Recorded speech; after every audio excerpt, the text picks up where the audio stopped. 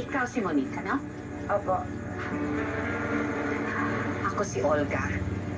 Hindi pa tayo formal na ipinapakilala sa isa't isa ng kapatid ko, si Alberto. Sorry po, hindi ko po alam may kapatid po pala si Alberto. Masanay ka na sa mapapangasawa mo. Masyadong malihim. Po? Ang ibig kong sabihin, ang ugali ng kapatid ko, hindi siya makwento tungkol sa mga personal na bagay tungkol sa kanya. Tulad na lang itong pagpapakasal niya. Wala man lang abiso. Hindi tuloy ako nakapaghanda na makilala ka ng gusto. Pero sige, magkita tayo mamaya sa kasal mo. Congratulations. At ikinagagalak ko na nakilala na kita. Welcome to the family. Salamat po.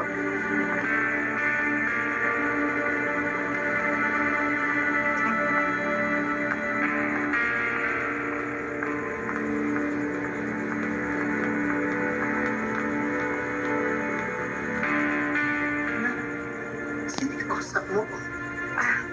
May si Olga, kapatid kay Sir Alberto. Ni Alberto po.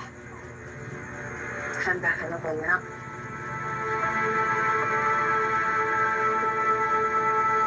Sa totoo lang na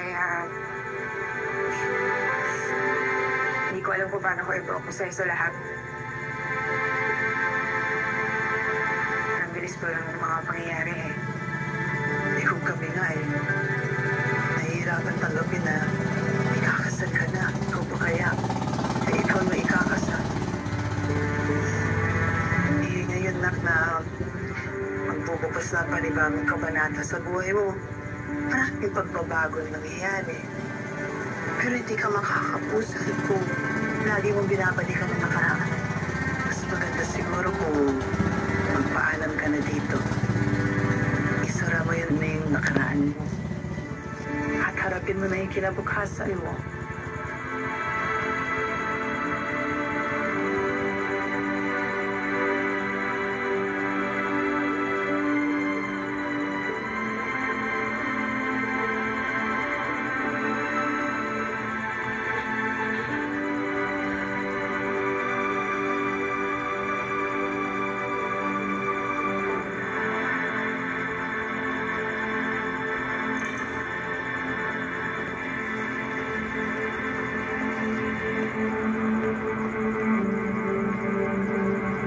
Gagawin mo, di ba?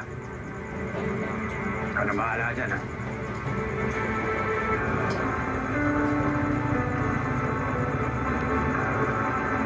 Sige, boss. Ako na bahala.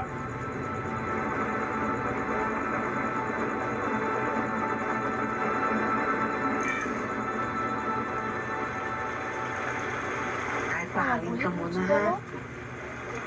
Sarap ng simoy ng hangin dito, ano?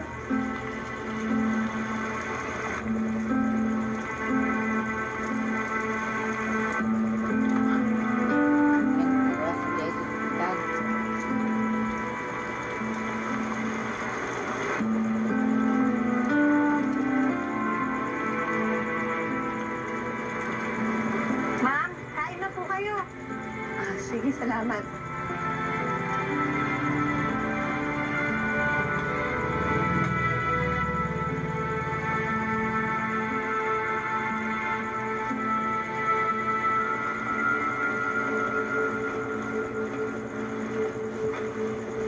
Magandang umaga po. Magandang umaga din po. Kung hindi niyo naalala, ako po yung bumisita sa ospital. Naalala ko po. Pasensya na po kayo at hindi ko nahingi ng formal ang kamay ng anak nito. Alam ko kung gaano ka-importante sa inyo, gaano kahalaga sa inyo si Monique. Kaya nandito ko pang bumawit, magpakilala sa inyo na maayos.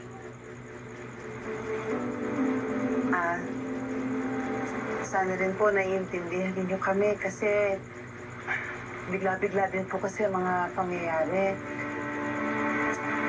Pero wala na po tayong magagawa. Andiyan na po yan.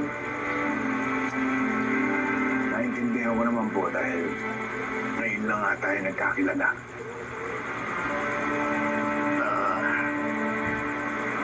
Tatapatin na kita. Hindi madali para sa akin na makita ang nag-iisa kong anak na babae ay magpapakasal sa isang lalaking hindi namin kilala. Kaya kung sakaling dumating ang panahon na hindi mo na siya mahal, sasaktan mo lang siya, babawihin ko siya sa iyo. Mahal na mahal ko po ang anak ninyo. Hindi mababawasan ang pagmamahal ko sa kanya. Sa katunayan, ngayon ko na naintindihan ang tunay na ibig sabihin ng pagmamahal. Huwag kayong mag-alala.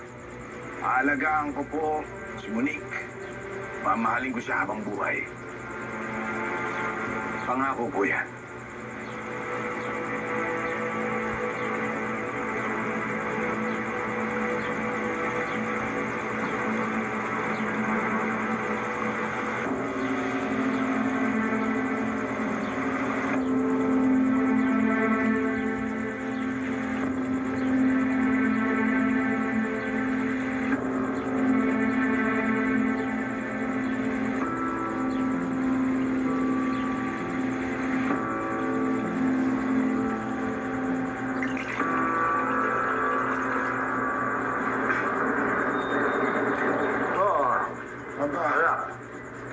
Kumusta yung pamilya ni Monique? They're fine. Nakausap ko na sila. Tapos, Mukhang nabigla sa pangyayari. matatanggap din nila yan. Halika na, saluhan mo ako. Siya nga pala, anak na iba ako nakausapan. Nasimulan mo na ba yung negosyo na natin sa loob ng kulungan? Sorry po pa. Medyo na-busy lang ako sa paghahanda sa wedding. Naintindihan ko, anak. Kaya nga siguro, mas mabuti na si Olga na muna at rumabaho niyan. Total, magkatapos na inyong kasal, mag-honeymoon kayo. At saka maraming contact si Olga sa loob na maaaring makatulong sa kanya. Sigurado ba kayo dyan? Oo naman, anak. Anak, dapat paglaanan mo ng panahon ang asawa mo. Enjoy your honeymoon. Baka malay mo, pagbalik ninyo meron ng kapatid si Tanggol.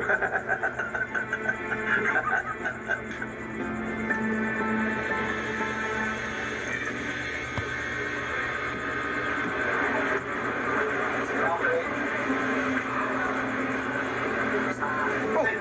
Tanggol! Teka, sandali! Ben! Wow! Anong nangyari, Tanggol? Nandito kayo. Ben, nahuli kami. Nagnakaw kasi kami, tapos nahuli kami ng mga polis. Kaya kinusuhan kami ng illegal possession of firearms at possession of illegal drugs. So, kaya dito ka lang, patay ka na. Swerte pa, Tanggol. Buti na, the-police lang tumama sa akin. Kaya di ko umabot. Medyo mabigat-bigat pala kaso niyo. Mahaba-haba ang pupunuin niyo rito. Bet.